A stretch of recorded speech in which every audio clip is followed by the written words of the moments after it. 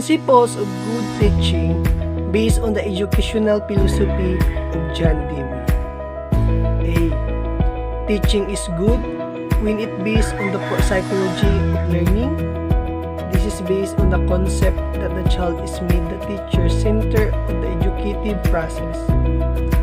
The nature of the child and the nature of learning process and the laws that govern its operation determine the type of teaching to be done by the teacher.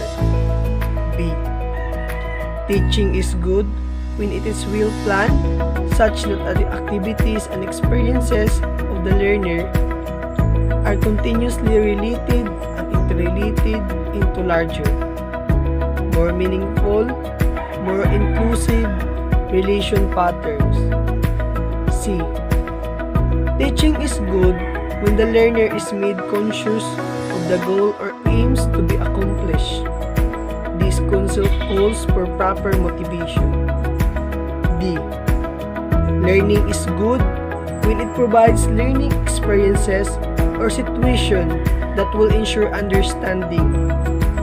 Good teaching requires a rich environment or instructional materials and devices. Instructional materials and devices will challenge the attention of the learners, stimulate thinking, and facilitate understanding, which make learning more meaningful. C. Teaching is good when there is provision to make individual differences. This is based on the psychological principle that individual differ from each other in their learning potential. To be effective, teaching must treat the learner as he is, but at the same time, with reference to what he might become. F. Teaching is good when it utilizes the part experiences of the learners. This concept is based on the principle of acquisition. This means that learning is easier when you start from what the pupils already know. Prepare truly for the whole course, unit, and each lesson. Ask questions of the materials that your students are also likely to have. G. Teaching is good when the learners is stimulated to think and to reason. The best teaching method is that which liberates and encourages thinking. Effective teaching involves differentiation and integration, or analysis and synthesis. Generalization of the facts learned is important in teaching for transfer.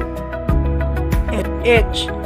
Thinking is good when it is governed by democratic principles. In democratic learning, social relationship is placed on a plane or natural respect, cooperation, tolerance, and fair play. Teaching to be effective must be governed by love and understanding.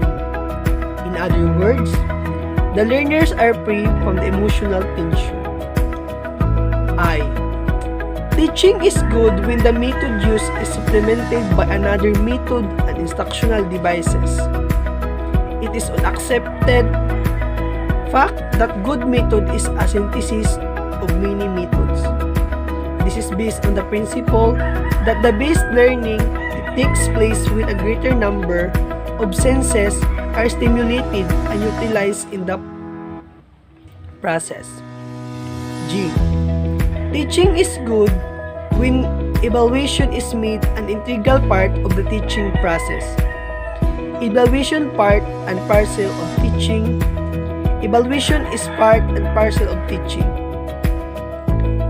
Evaluation measures the effectiveness of teaching and learning and completes the function which is essential in teaching. Teaching is meaningful only when the result of teaching are achieved. K. Teaching is good when the drill of review is made an integral part of teaching and learning. The teachers must bear in mind that drill and review have different meaning and functions. The purpose of review is to bring out relationships of fact Learning to give new view or new meaning.